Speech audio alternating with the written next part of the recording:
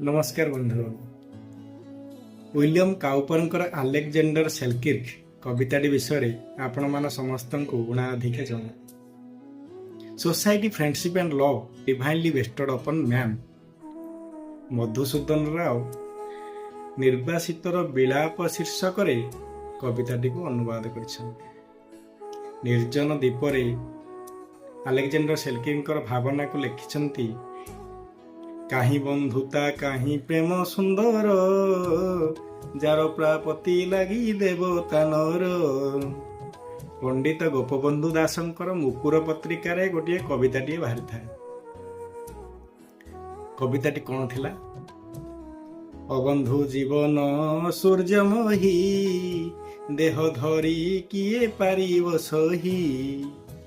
राधानाथ राय को एते भल लगिला से पत्रिका धरी गोपबंधु पाखरे जाई पहुंचले। संध्या बेले काठ जोड़ी कूल को डाकी नेबा बेले बाटरे कहिले, मु एते दिन परे कविताटी पढ़िली। बंधुर साहचर्य साहाय्य एकांत अनिवार्य। आपण मानकर सहयोग कामना करुछि। जदि आपनकु मोर पोस्ट पसंद होउथाय तेबे लाइक कमेंट करिवे, सब्सक्राइब करिवे। नमस्कार।